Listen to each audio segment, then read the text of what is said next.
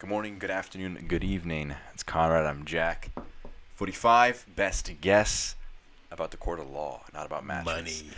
Manchester City's Champions League ban is under question as the result of their appeal to the Court of Arbitration for Sport is under question. So how did we get to this point where the appeal is now under question? So November 2018, Football Leaks gives German magazine Der Spiegel emails from numerous footballing entities, including claims that City had inflated sponsorship deals so their owner, Sheikh Mansour, could invest more money than financial fair play laws allowed. We'll get more on the specifics for that in a bit later.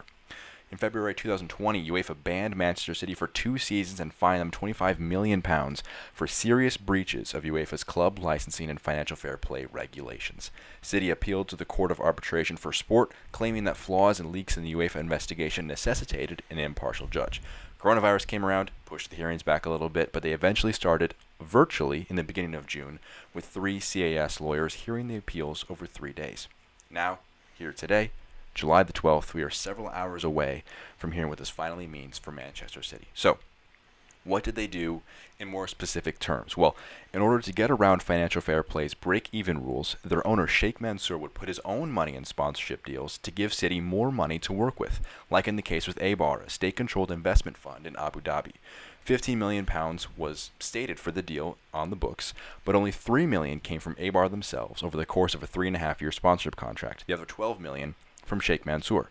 This was revealed from emails between a city director and ABAR's chief executive. And they continued these types of actions throughout many years. Nobody knows the exact period of time that or how often this occurred.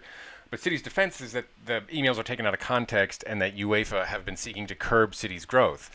Ferran Soriano, who's the chief executive for Manchester City Football Club, insisted that the process was prejudiced and that they wanted an impartial body to look at the evidence without preconceptions. Now, Man City has never denied doing this, right?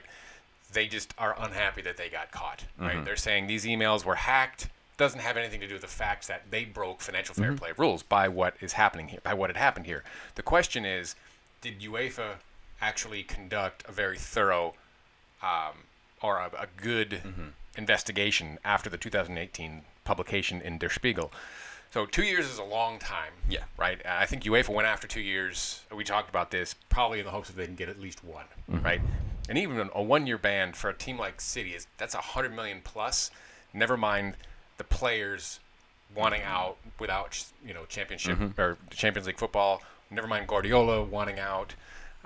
They're likely getting 50 to 60 million already for Sane, but the purpose of financial fair play as it relates to competition in European football is much like salary caps here in the United States with NBA and National Football League, trying to provide for more parity from top to bottom in a given league. So if you look at examples of Manchester City transfer spend and Norwich City transfer spend, kind of top-end club, and Norwich City today got relegated, or yesterday got relegated. Yeah. City spent $184 million, roughly, dollars. These are transfer market numbers on transfers this year, according in 2019-2020, and they sold players for about $76 million. It's a $108 million net loss, right? Norwich City spent $9.7 million and sold players for $2.4 million. That's a $7.3 million loss. There's a lot of clubs that are playing this game, and they're all counting on match day revenue, and certainly somebody like City is counting on that Champions League revenue. But when City are spending 20 times what Norwich are spending, financial fair play is doing its job, but an unchecked City? Oh, yeah. That's a lot of money. Like A lot of money. that Norwich would not have a chance. The bottom 14 teams wouldn't have a chance. The Abu Dhabi owners have bottomless pockets, and there are several owners. I don't want to say that it is a majority of owners of football. It's a very few minority that have the ability to invest a lot of money with not a ton of return, besides the fact that they own this entity that they're growing. So ultimately, this is going to be kind of a battle for the future of financial fair play. Can they survive, and will it actually have some teeth to have some actual punishment to teams who break the rules? Because City, they may have an argument that financial fair play protects the old guard, and it tries to curb their growth, but they signed up for the rules in competing in the Champions League and in European competition. You broke those rules, the punishments, you can't compete in this competition. Will it actually stand? It's going to be tough to say because there's not really much precedent for how CAS is going to rule on this.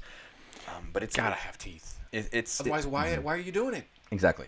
the future for City, for every club in the Premier League and across Europe, is watching this with intent to see what actually is going to happen in the end. I mean, look at the players they picked up during that time. You got Guardiola, obviously, one of the greatest managers in the history of European football.